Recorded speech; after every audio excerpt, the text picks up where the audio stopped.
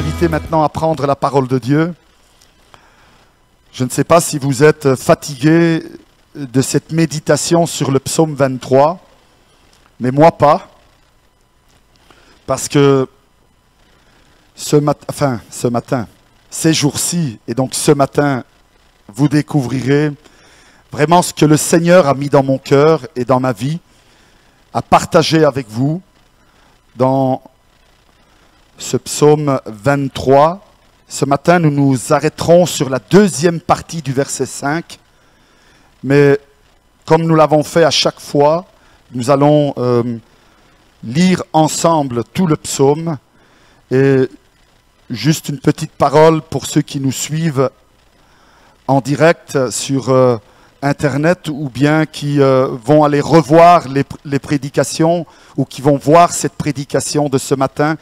Eh bien, j'invite, que ce soit l'Église ou les autres qui nous écoutent ce matin, d'aller voir les prédications précédentes et de pouvoir avoir un suivi et comprendre comment Dieu nous emmène pas après pas à la découverte de sa volonté, de sa bénédiction pour notre vie et comment il désire vraiment que notre vie soit épanouie, soit prospère, soit bénie, soit fructueuse pour sa gloire.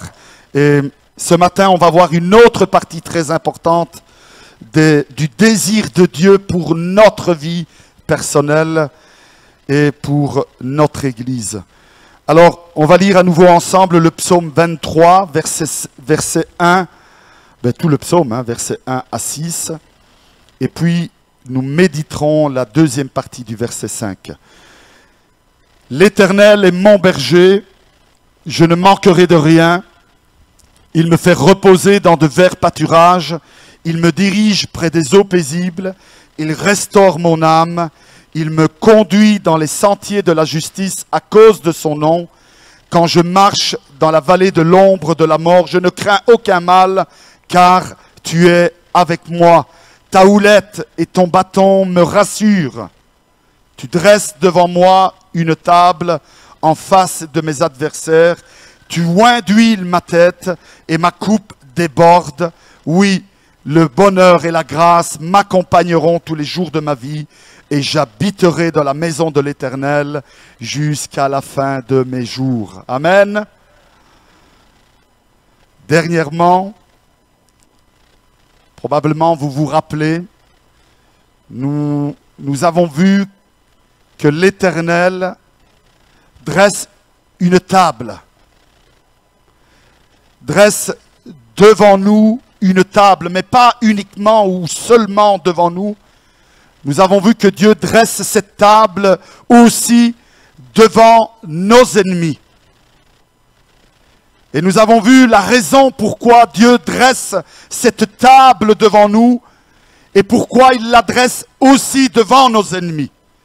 Nous avons vu que cette table représente toute l'œuvre de Jésus-Christ à la croix pour toi et pour moi. Et nous avons vu aussi ce que contient cette table. Qu'est-ce que nous pouvons trouver sur cette table pour notre vie, pour notre âme, pour notre esprit.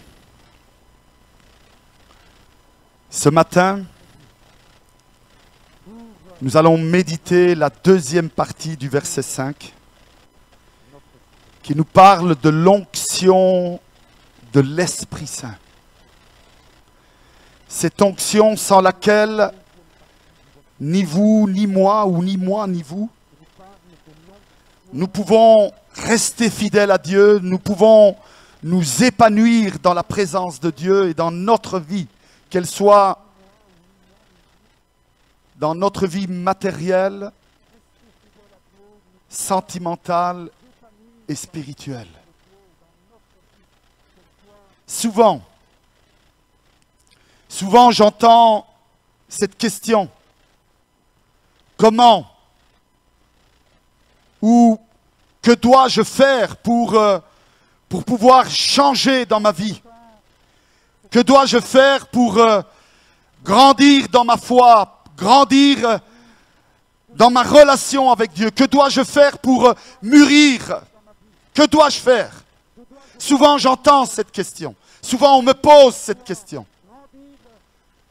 Souvent on me dit pourquoi parfois je suis si faible, pourquoi je suis rétrograde, pourquoi je m'éloigne et je tombe facilement dans le péché. Pourquoi? Souvent j'entends cette question. Je ne sais pas si vous-même vous la posez. Mais ce matin, nous allons voir que cette onction de l'Éternel est importante pour nous. Frères et sœurs, si nous voulons grandir dans notre foi, si nous voulons grandir dans notre maturité, si nous voulons devenir de véritables colonnes dans notre famille, sur notre lieu de travail, dans cette église, je vous le dis, nous avons besoin, vous et moi, de cette onction qui vient de l'Éternel. Sans cela, nous sommes uniquement, et pardonnez-moi de cette expression, des personnes qui réchauffent un banc, une chaise, une place dans l'église. Et rien d'autre. Nous avons besoin de cette onction. Cette onction pour pouvoir vivre une profonde et réelle transformation dans notre vie.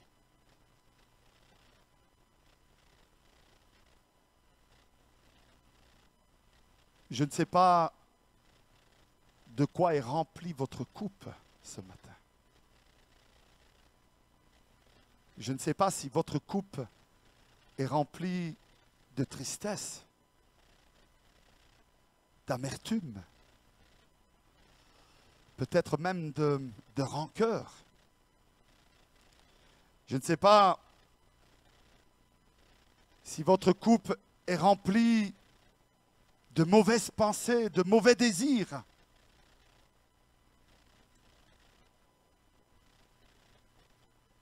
Mais Jésus va dire une chose très importante pour vous et pour moi, que vous et moi, nous ne pouvions pas savoir si ce n'était pas Jésus lui-même qui le disait de sa propre bouche. Mais Jésus va dire que ce qui sort de notre bouche, ce qui arrive dans nos pensées, ce qui fait bouger nos bras, ce qui fait bouger notre corps, ce qui influe des paroles dans notre bouche, vient et déborde de notre cœur.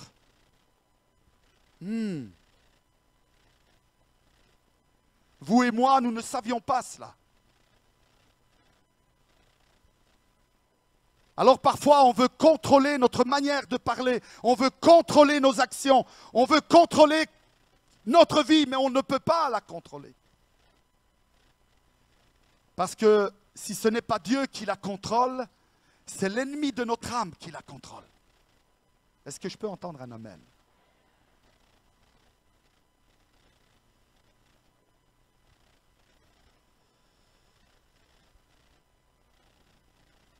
En d'autres mots, frères et sœurs, tout ce que nous pensons, tout ce que nous disons, tout ce que nous faisons vient de notre cœur. Ah, j'ai du mal à croire cela. Certains disent, mais non, ça vient de mon cerveau. Oh que non.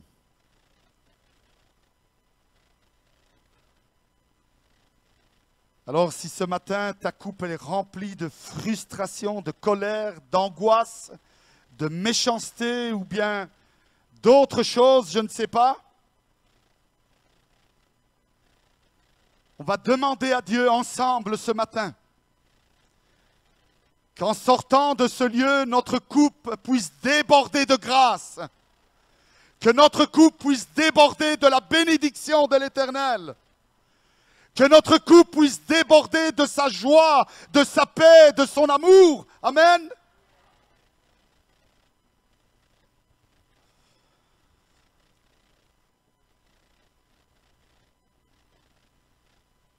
Je vous l'ai déjà dit et souvent, c'est ma manière de lire la Bible. Et quand je le dis, je ne le dis pas dans un but banal. Je le dis pour que quelqu'un, comme moi-même, un jour, quand je l'ai entendu, ait décidé de le faire. J'espère que certains d'entre vous, quand vous l'entendez, vous prenez la décision de le faire. Chaque fois que je lis la Bible, je rentre dans ce passage.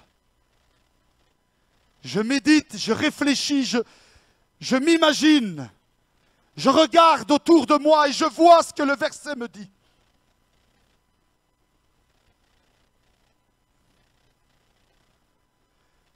Et quand je lis ce passage, j'essaye d'imaginer à quoi pensait ou à quoi pouvait penser David lorsqu'il va dire ce verset. Et alors, vous savez ce que fait l'Esprit de Dieu? Il me fait voyager dans la Bible. La Bible est un livre extraordinaire. Et pendant que j'essayais de penser et de dire, mais à quoi pouvait bien-il faire référence David lorsqu'il parle de cette onction? À quoi pouvait-il bien penser? Pourquoi va-t-il dire ces paroles? Et mes pensées sont parties dans un autre livre de la Bible. Le livre de Samuel. Vous vous rappelez du moment où Dieu va parler au cœur du prophète Samuel? Dieu va dire au cœur du prophète Samuel, tu vas aller chez le sacrificateur Isaïe et tu vas aller le voir parce que j'ai décidé de oindre un de ses enfants pour qu'il devienne le roi d'Israël. Vous vous rappelez de ce passage? Je vous invite à aller le relire. Il va se passer quelque chose d'incroyable, d'extraordinaire. David qui était un homme solitaire, David qui était un homme mis de côté, David qui était un homme fragile. Parce que la solitude rend fragile, vous savez.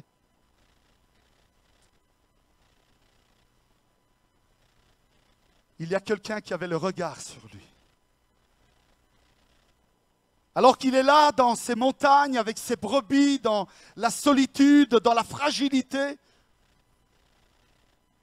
avec lui-même et ses pensées, probablement sa frustration de voir ses frères être toujours autour de son père, d'être béni dans la maison, d'avoir les meilleurs métiers, et lui isolé là dans la montagne alors qu'il était rempli peut-être d'amertume dans sa vie. Dieu pense à son âme.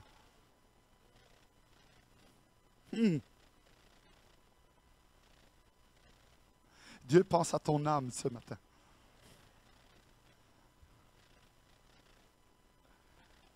Et ce qu'il y a d'extraordinaire, frères et sœurs, c'est que le prophète Samuel arrive là chez Isaïe et il voit un beau jeune homme, je ne sais pas s'il mesurait 2 mètres de haut, s'il était blond, aux cheveux crôlés, bon, hein, s'imagine toujours ça, les blonds aux yeux crôlés. Mais les chauves aussi, ils sont beaux, hein. Enfin, merci pour l'amen, mon frère.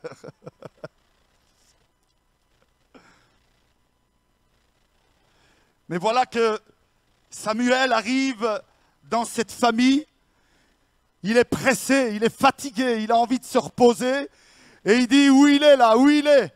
Montre-moi tes enfants, Isaïe. Et alors Isaïe va appeler le plus grand de ses fils, et quand Samuel va le voir, il va dire, ah, ça c'est sûrement lui. Et au moment où il s'approche de lui, vous connaissez l'histoire, hein? Non, passe. Ah là là, montre-moi le deuxième, pas lui. Troisième, et ainsi de suite. Et à un moment donné, Isaïe va dire, mais tu n'as pas d'autres enfants? C'est terrible les paroles que va dire Isaïe. Oui, j'en ai encore un là. Il est dans la montagne là avec ses brebis. Va le chercher. Quand Samuel va prononcer ces paroles, il se rappelle de cet instant où il voit arriver un de ses frères et qui lui dit, il faut que tu reviennes à la maison. Qu'est-ce que j'ai fait? Qu'est-ce qui se passe? Il faut que tu reviennes maintenant, tout de suite. Et mes brebis, je vais m'en occuper, tu dois retourner tout de suite à la maison. Et lorsqu'il arrive à la maison, je suis dans le film là, hein, vous me suivez?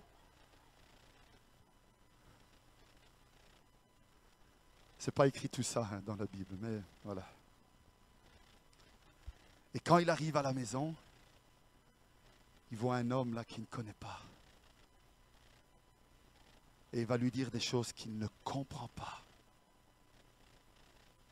Oh, il ne les comprenait mais vraiment pas. Il va lui dire, approche, parce que Dieu a quelque chose de merveilleux réservé pour ta vie. Il va le oindre. Et une fois qu'il va le oindre d'huile, il va prier pour sa vie. Et cet adolescent va retourner dans sa montagne. La seule chose qu'il se rappelle, c'est ce qu'il a ressenti au moment où il a été oint. La seule chose qu'il a pu comprendre, c'est la sensation forte qu'il a eue dans son âme, dans son esprit, au moment où le prophète prie, mais il ne comprend pas pourquoi, il ne sait pas ce qui va se passer dans sa vie. Mais si nous lisons la suite de l'histoire de David, nous comprenons que lorsqu'il se présente devant le roi Saül, quelques années plus tard, alors que toute l'armée, la Bible nous dit qu'ils sont la tête baissée devant un homme qui s'appelle Goliath, leur épée à terre. Quand il va arriver dans cet endroit pour amener à manger, parce qu'il ne servait qu'à ça, cet homme qui a été transformé par cette onction, qui a désiré rechercher continuellement chaque jour ce qu'il avait reçu à ce moment où le prophète a prié sur sa vie, il est désireux de le vivre chaque jour et Dieu va transformer sa vie. La Bible nous dit qu'il va tuer un lion en lui ouvrant sa bouche. Il n'y a que dans les dessins animés que ça arrive, ces trucs-là. Hein? Non? La Bible dit qu'il va tuer l'ours. Il va protéger ses brebis. Mais d'où lui venait ce courage? D'où lui venait cette force? D'où lui venait ce tempérament? D'où lui venait cette envie? Ce zèle qu'il avait dans sa vie? D'où lui venait tout cela? D'où lui vient ce courage lorsqu'il arrive devant Saül et lui dit « Laisse-moi aller ». Alors Saül va lui dire « Tiens, prends mon épée, prends mon armure, prends tout ce que j'ai, même mon casque, tu peux le prendre. » Et je m'imagine, bon non, je ne vais pas le dire, mais je m'imagine sa petite tête là, dans la grosse tête de Saül et son casque qui va dans tous les sens. Ça, c'est encore dans le film, hein, ça. Et il va comprendre qu'il ne peut pas se battre avec cette armure. Et à nouveau, il fait confiance à l'Éternel. Toi, tu viens et tu défies l'armée de l'Éternel. Tu défies l'Éternel lui-même, mais moi, je viens au nom de l'Éternel.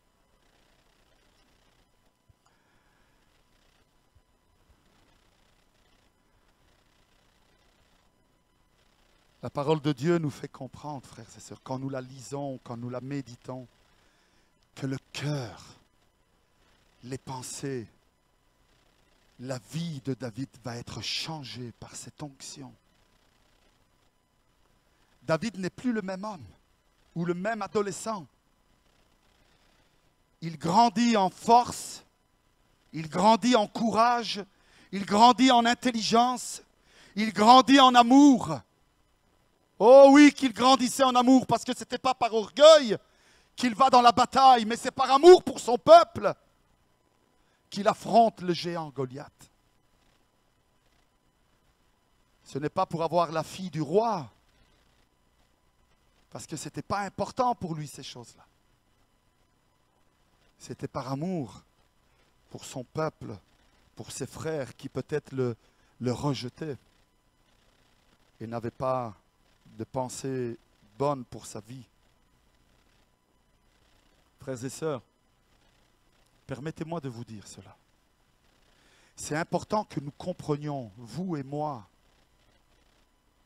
que sans l'onction de l'Esprit Saint sur notre vie, chaque jour, jamais, écoutez bien cette parole, jamais nous ne pourrons grandir dans notre foi. Sans cette onction de l'Esprit Saint, jamais nous pourrons mûrir. Jamais nos pensées changeront. Si tes pensées sont négatives, elles seront toujours négatives.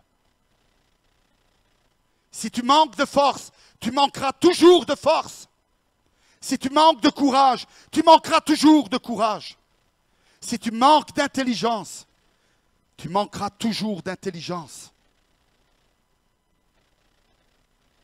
Mais si chaque jour tu vas à cette source inépuisable qu'est notre Seigneur Jésus-Christ et tu demandes cette onction de l'Esprit Saint sur ta vie, tu verras comment ta vie va changer. Il va renouveler tes pensées. Oh oui, la tristesse peut venir dans ta tête, dans tes pensées, mais l'Éternel les renouvelle. Est-ce que je peux entendre un amen? La peur peut venir dans ton cœur, dans tes pensées, mais l'Éternel renouvelle ces choses. Et il met sa force et sa puissance. L'angoisse peut te lier, mais la puissance de l'Éternel te libère. Parce que cette onction vient de l'Esprit Saint, elle ne vient pas des hommes, elle ne vient pas d'une manipulation humaine, mais elle vient directement de Dieu sur ta vie. Alors oui, tes habitudes vont changer. Alors oui, ta manière de penser va changer. Ta manière de parler va changer.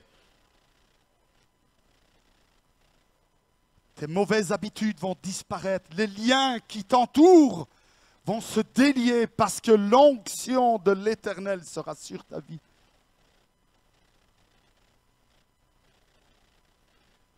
Si le petit David va exceller en puissance, en intelligence et en sagesse, c'est parce qu'à partir du jour où il va recevoir cette onction, cette bénédiction particulière, eh bien, il va avoir ce désir de continuellement, écoutez bien cela, continuellement la rechercher. Je participe au camp d'enfants, d'adultes, de couples, de jeunes depuis que j'ai l'âge de 9 ans. J'en ai 52, faites le calcul. Et combien de fois, quand je revenais des camps, je revenais, donnez-moi des choses à faire. Je n'en peux plus, je suis rempli de force, de puissance. Je veux faire, je veux parler, je veux ci, je veux là. Après une semaine, ça passe et je redeviens comme avant, le petit Frédéric.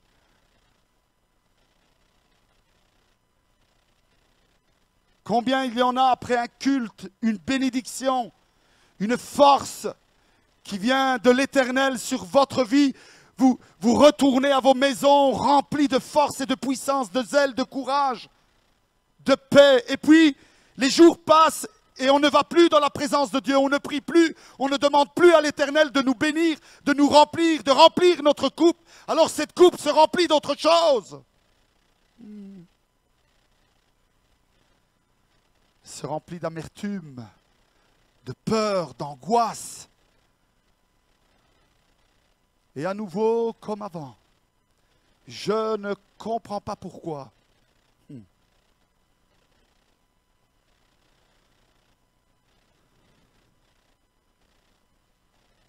Il y a une autre chose que David pensait. Enfin, que je pense qu'il pensait.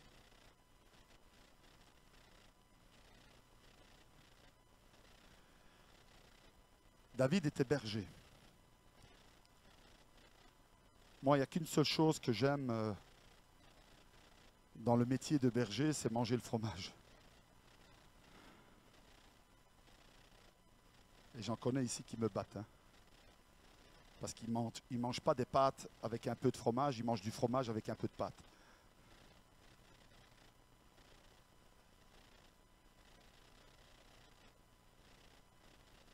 Mais David était un berger. Et en tant que berger,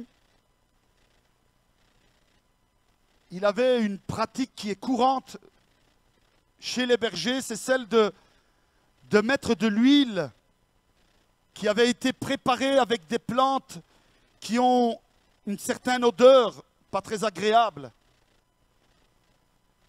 qui ne fait pas fuir que uniquement les hommes. Et pourquoi est-ce qu'il devait utiliser cette huile? Parce qu'à un moment donné, il y avait des parasites qui venaient s'installer sur la tête, autour des yeux, des narines, de la bouche des brebis. Et le berger, de temps en temps, devait, si pas tous les jours, devait passer cette huile lorsque les brebis rentraient dans la bergerie. Il devait prendre cette huile et le passer sur leur tête, afin que les brebis puissent se reposer, les brebis puissent s'épanouir, se sentir bien.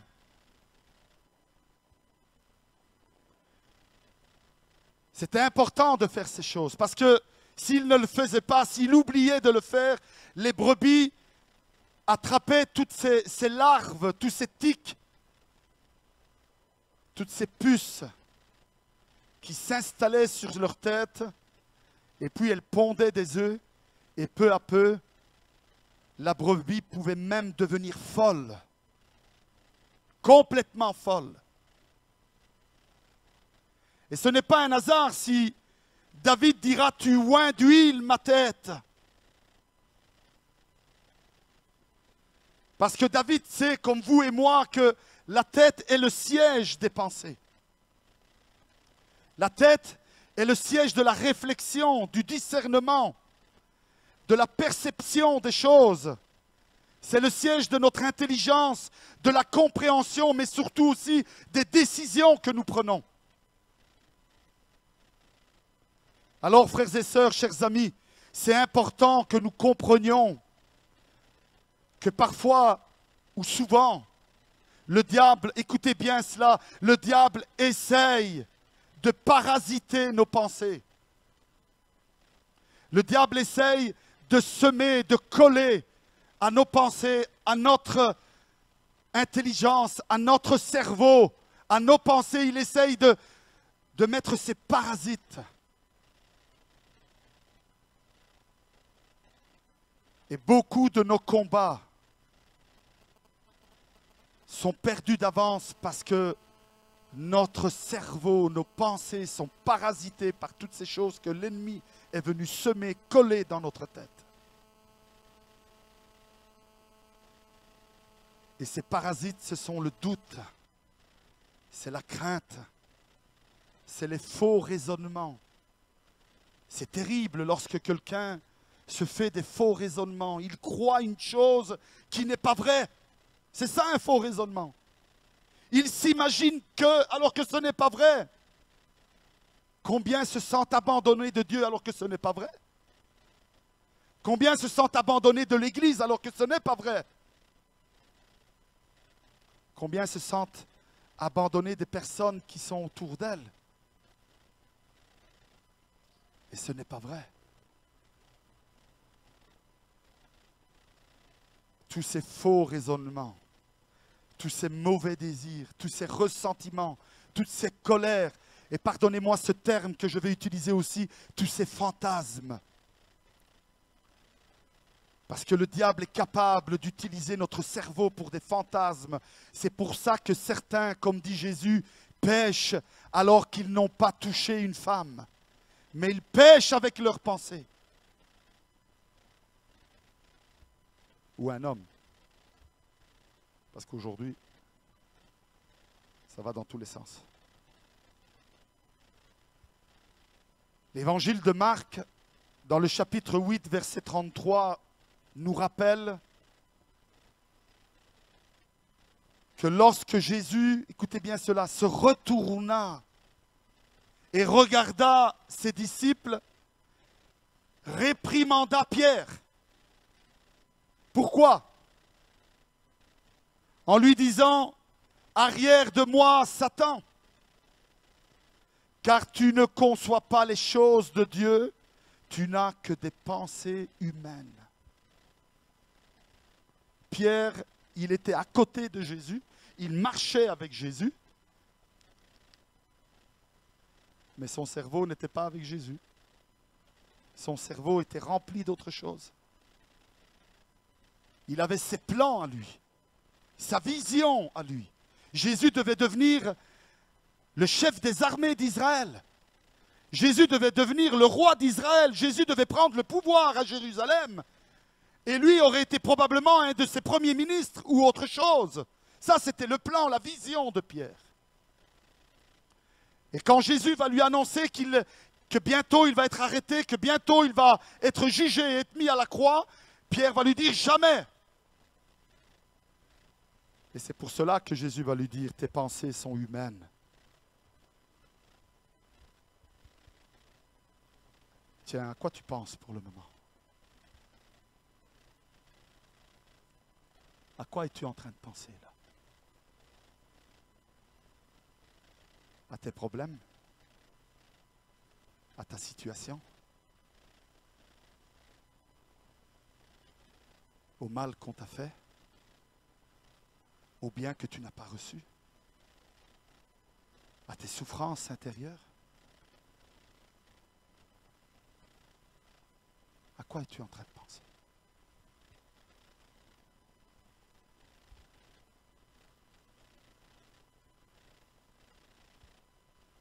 À la vision que tu conçois pour ta vie?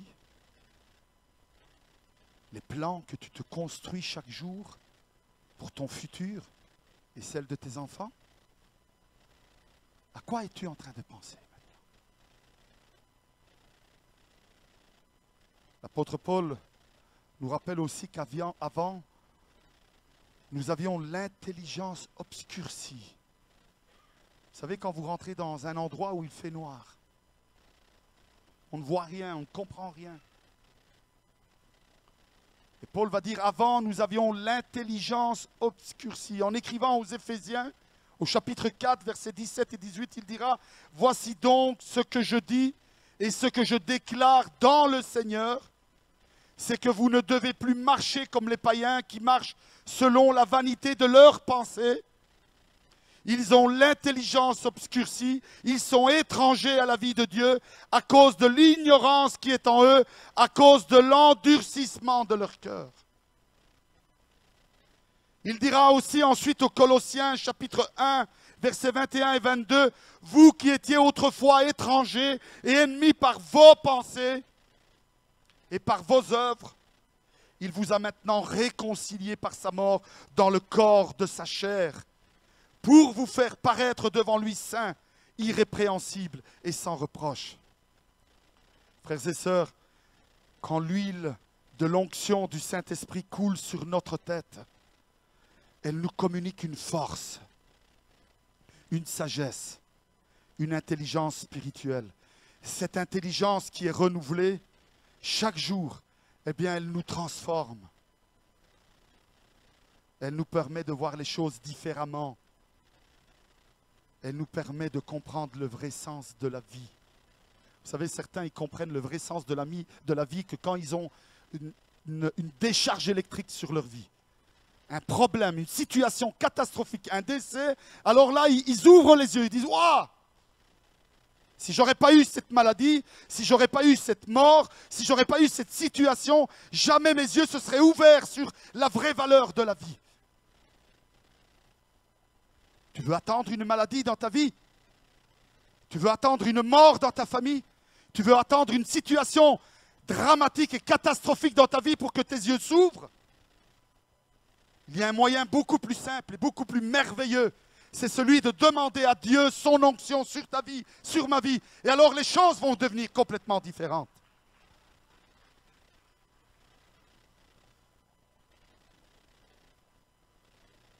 Laisse-toi oindre de l'Éternel ce matin.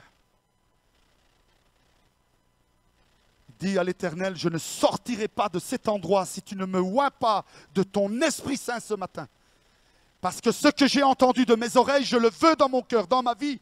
Je veux marcher avec ça chaque jour. Je ne veux plus rester la même personne.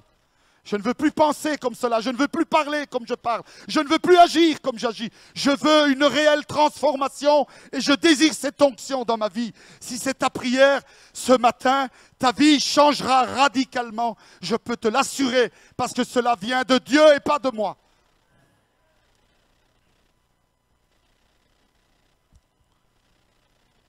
alors ta coupe va déborder. Ah, c'est extraordinaire ça. J'ai aimé un jour ce que le frère Dibiaz a fait. Je ne sais pas combien d'entre vous étiez là ce dimanche-là, ou ce jour de semaine, je ne sais plus. Il avait pris 2 verres, je ne sais pas si vous rappelez. Il avait pris une bouteille, il avait pris un verre, il l'avait rempli. Et puis il a dit maintenant, je vais vous montrer ce que ça veut dire un verre qui est rempli de l'onction de l'Esprit Saint. Ça a été un drame ici devant parce qu'il a vidé la bouteille dans le verre. Et l'eau s'est répandue un peu partout. Et il a dit, quand vous avez l'onction de l'Éternel, votre coupe déborde. Vous ne pouvez pas l'arrêter. Jamais vous pourrez arrêter cette onction. Parce qu'elle vient de l'Éternel et c'est lui qui décide. C'est lui qui décide de la quantité à verser sur ta vie. Et ta coupe va déborder. Elle va déborder de joie, de paix. Tu vas répandre la joie et la paix autour de toi. Tu vas répandre la bénédiction autour de toi. Tu vas devenir un instrument de paix, un instrument de joie, un instrument de réconciliation. Parce que cela va déborder de ta vie. Parce que tu as en toi cette onction qui fait déborder ta coupe. Oh oui.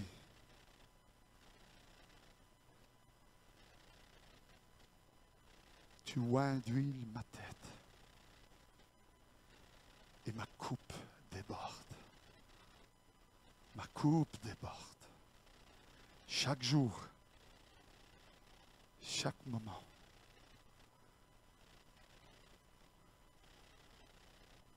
Vous vous rappelez de la parabole des 10 vierges? Je terminerai avec ça. 5 avaient une coupe qui débordait. 5 autres se sont endormis. Et leur coupe était vide. Et quand l'époux est arrivé, ils ont eu crainte. Ils ont eu peur. Ils ont cherché cette onction, cette huile, pour réanimer la flamme, mais il était trop tard. L'époux était venu. Et il était parti avec les vierges qui étaient prêtes.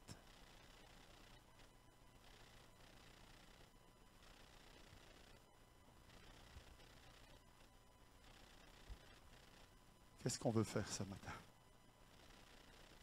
On veut retourner à notre maison en disant « Ah, quelle belle prédication, formidable. Le pasteur en a même perdu sa voix et nous a fait rentrer dans son film. »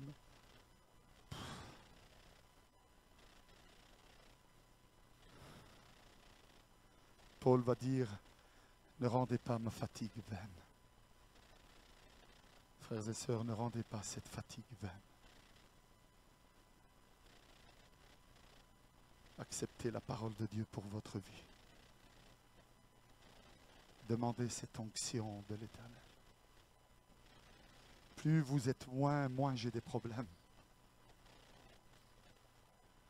Plus vous êtes loin, et plus cette église prospère. Plus vous êtes loin, et plus vous vous occupez les uns des autres. Plus vous êtes loin, et plus l'amour prend la place sur la colère. Plus vous êtes loin et plus vous avez la force de pardonner. Plus vous êtes loin et plus les portes de la bénédiction de Dieu vont s'ouvrir dans votre couple, dans vos affaires. Et vous devenez une bénédiction dans votre famille, sur votre lieu de travail. Votre patron sera fier de vous et il voudra vous bénir, bénir votre vie.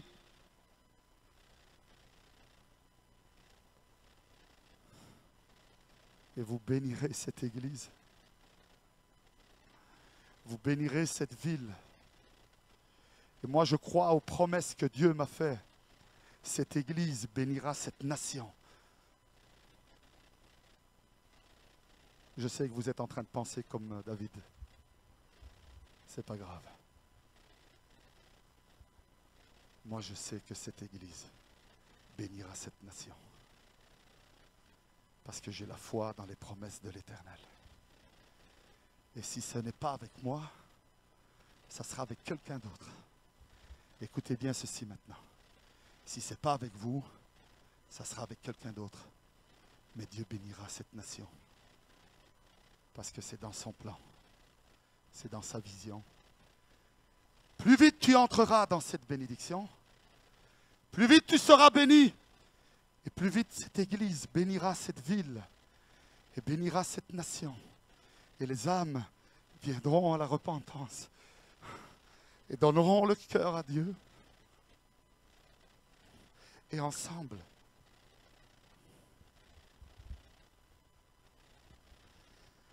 quand la trompette retentira, je serai peut-être mort, tu seras peut-être mort.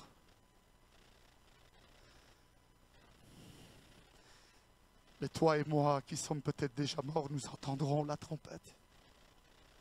Nous entendrons la voix de l'archange. Et notre corps qui est dans la poussière de la terre ressuscitera en un corps transformé. Et si nous sommes encore en vie, par la grâce de Dieu, quand il revient, nous serons nous aussi transformés. Et nous nous joindrons ensemble dans les cieux. Et ensemble, nous irons pour l'éternité avec le Seigneur. Alléluia! Alléluia!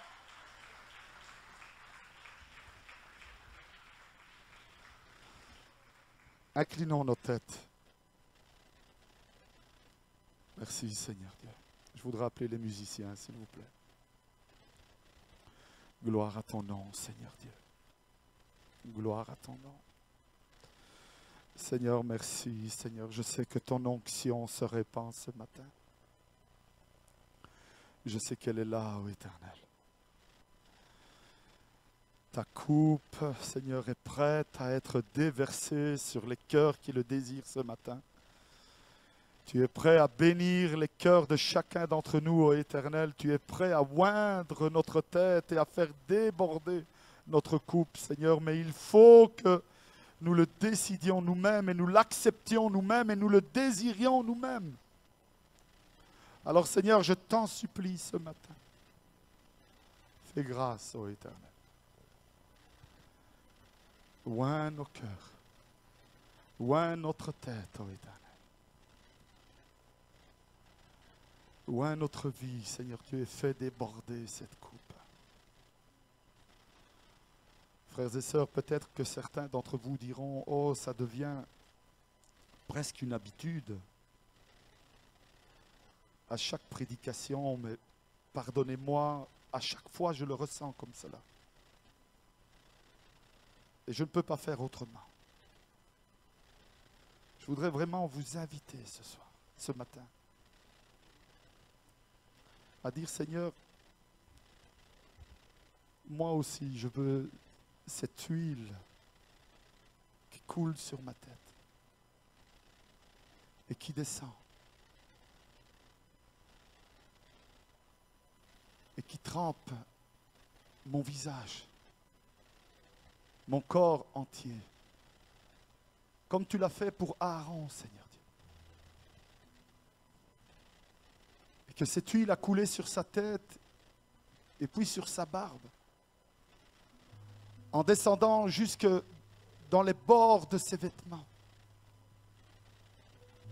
Seigneur, ce matin, oins ma tête. Je veux voir cette image de cette onction sur ma vie, Seigneur. Je veux voir cette huile qui coule sur ma tête, Seigneur. Je suis fatigué. Fatigué d'être battu par l'ennemi de mon âme. Il me flagelle. Il m'étale à terre avec une simple pensée, une simple parole. Il crée en moi la peur et l'angoisse. Il m'atterre. Je n'arrive pas, Seigneur Dieu, à te servir. Je n'arrive pas à marcher la tête haute. Je dois tout le temps baisser le regard et ne pas croiser le regard de mes frères et mes sœurs parce que je me sens sale. Je me sens pécheur, je me sens inutile. Je me sens mauvais. Seigneur, je suis fatigué d'avoir des pensées mauvaises dans ma tête. Je suis fatigué de ne pas pouvoir pardonner. Je suis fatigué de ne pas pouvoir transmettre cet amour, Seigneur Dieu, que tu veux mettre dans ma vie.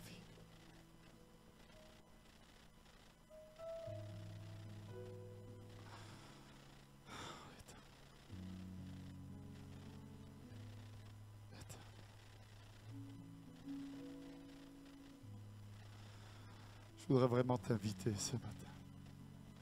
Ne le fais pas si tu ne veux pas. Ne le fais pas pour les paroles que je dis maintenant. Ne le fais pas pour l'émotion, pour la musique que tu entends. Ne le fais pas parce que tu es ici. Mais si tu dois le faire, fais-le parce que c'est un vrai désir de ton cœur.